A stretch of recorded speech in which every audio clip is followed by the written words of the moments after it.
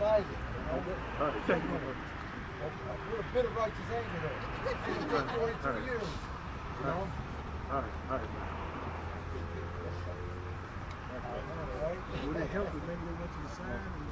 Appreciate it. All right.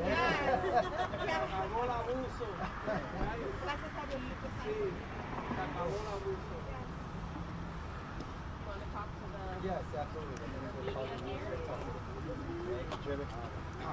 Congratulations. All right, thank you so much, you all. Jimmy, All you're right. on the outside right now. What are you feeling? What's going through your head, your heart right now? I feel excited, elated, exuberant, but as I mentioned before, a bit of righteous anger.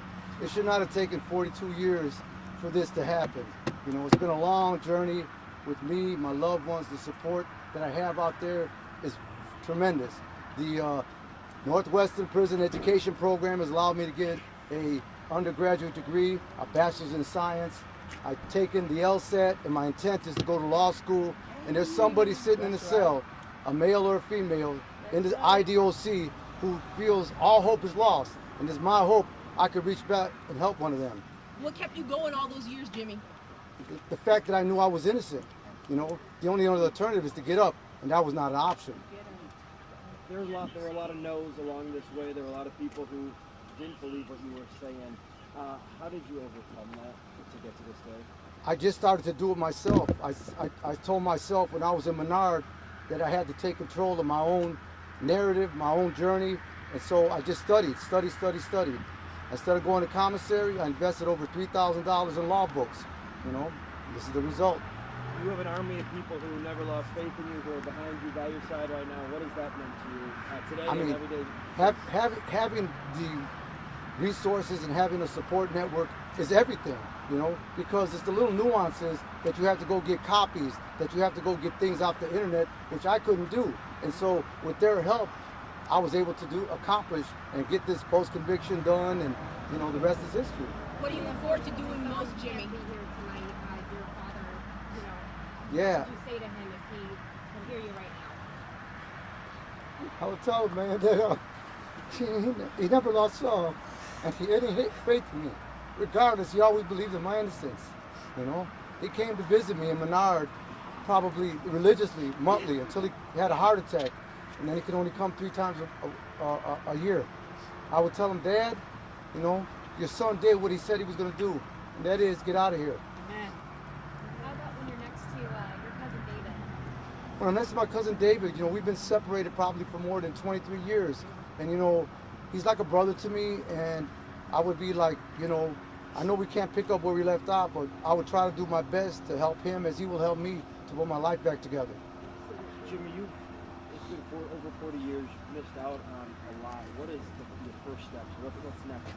Well, my first step, right, is to go have a nice dinner of steak and lobster with my family and support team.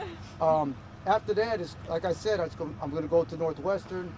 I have a job waiting for me there, and I intend to apply to law school. And like I said, I want to be able to be that lawyer that could help people just like me and have them standing here whenever, 1 year, 2 years, hopefully not 40 years, you know, but to help them out. Because I know there's people that are still in the system.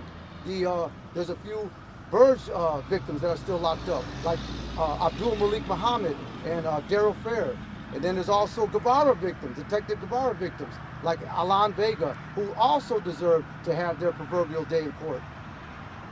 We're weeks away from Christmas. Does that make this even a little more? Oh man, that makes it all the more sweeter. I wish it would have been Thanksgiving, but so be it. I'll take this, you know, to spend a holiday with my family, you know. They bake cookies, exchange. They're going to be doing it on this Saturday, and I can't wait to bite into some of those. Yes, sir. Yes. Christmas came early. Yes. Anything else you want to say?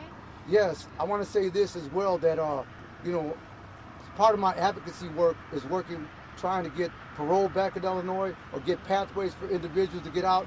You know, there are so many people deserving who have rehabilitation, so I would hope that I could sit down perhaps with some state officials and be able to convince them that parole is needed in Illinois. People do deserve to come out and have a second chance.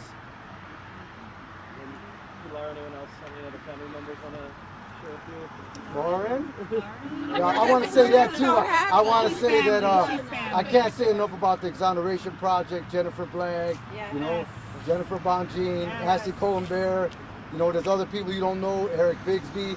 I mean, the volunteers, I mean, Carl Leonard. I just can't say enough about the whole team. Oh, yeah.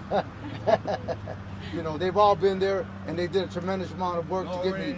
Yeah, Lauren, of course. Lauren. Yeah. Lauren, want to speak? Lauren, come on. Well, I talked earlier, so I don't know how much more there is to say, but obviously we are all just thrilled that Jimmy is finally out. It was a long day to get him here, but an even longer lifetime that he's been wrongfully incarcerated. So we're just happy to welcome him to his new life and help him in any possible way that we can get back on his feet and live the most amazing life that he can possibly imagine. For you, this is personal. I know this is what you worked for. When you get this moment to be reunited with someone who you've worked so closely with, what is it like? It's incredible.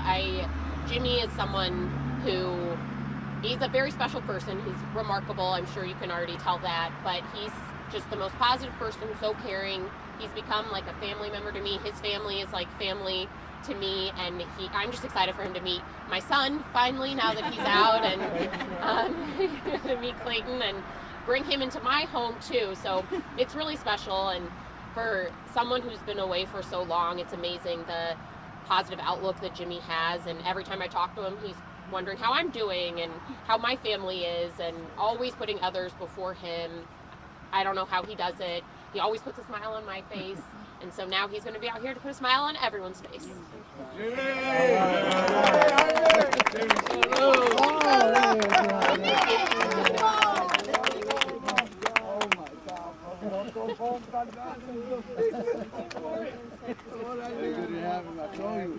I love that Sister Lisa. Oh, I got to tell Lisa Daniels, man, you know, appreciate her reaching out, you know.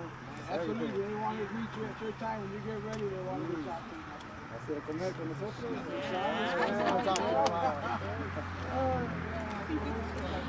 Anyone else want to say anything? Anyone else? Robert? Yes. Do it. Go ahead. Do it. I'm Jasmine. This is my Uncle Jimmy, and I just remember young writing him letters. And when technology came up, we started emailing each other. So I was like, it's pretty cool to have him email me, but we've been waiting for this day. Every day we were like, next week, continue. But to have him actually here and for the holidays and be able to hug him and kiss him, it's just amazing, and I'm just very grateful to have him home now. Did you think? Jasmine, if you don't mind just stepping out a little bit. Did you think this day would come, and how old were you when you left the family? I was 3 years old. 3 years old, have lots of memories as a child. I knew the day would come. Our whole family remained positive and hopeful, and we never gave up hope. And this is a perfect example. We never gave up hope. Can you just say and spell your name? Jasmine, Jazmin. And your last name? Ordonez. Can you spell that too? Ordonez. And we're happy to have him home.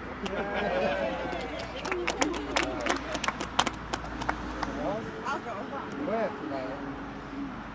Hi, I'm Pilar. I'm Jimmy's sister, and like I said earlier, I was 8 years old when he got put away, and I'm 50 years old now, and it's a lifetime. I cannot wait for him to meet my kids, all of them, all together, and just spend all the time. There's just so much. I can't even tell you all the time lost, and we're gonna make up for it. Yeah. What was that first hug like on the outside? Unbelievable. I've been pinching myself all day. It feels like I just can't. It's a dream. Thank you.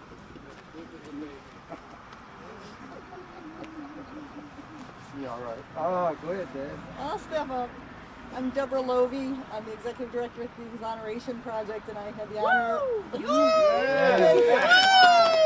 I had the honor of representing Jimmy on appeal, and he is the only client I've ever had who was able to actually be intimately involved in his appeal despite being in prison. The prison actually was willing to Zoom him in for our moot oral arguments to practice, and Jimmy is just gonna do amazing things.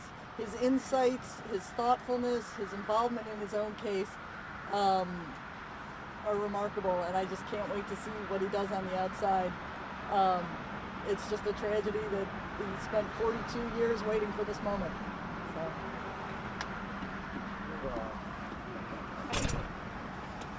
We go get dinner? Yeah, let's go get dinner. I thank you all for coming out, and I appreciate you all taking the time to let my story be out there. Hopefully it can maybe change the system. You know, I also would like to say that I appreciate Kim Fox, Michelle Mibacchiani, and all those in her office who made this possible. I just wish it could happen a little quicker, but I'll take it, you know. Take it, right, girl? We'll take it. Say that to make it quicker for the rest of them we left behind. That's right.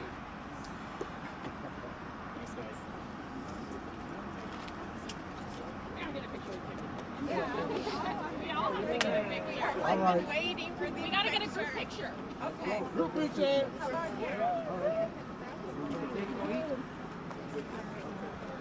Right there. Now. Come on, yeah. Everybody. You can try to squeeze everybody. Everybody, and you get them. Who's taking the picture? Give it to the news people. We'll help you.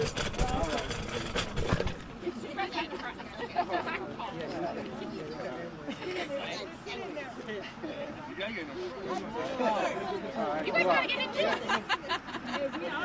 Here we go. Everybody. Oh, what's up? You made it.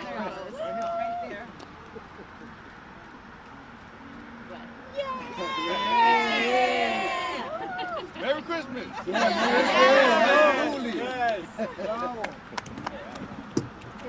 What's up, my brother? That's right. Absolutely, man. Always good. Tara! I was wondering if you could make it. I'm glad you did. That's Tara. Yeah. Okay. Yes. Oh, absolutely. Jennifer, yeah, let's get him with MPEP over here real quick. How you doing? You good? Yeah, I did when I came out. Oh, okay. Thank you. I appreciate it. I didn't know that. Let's get a picture. Yeah, let's get a picture. Okay.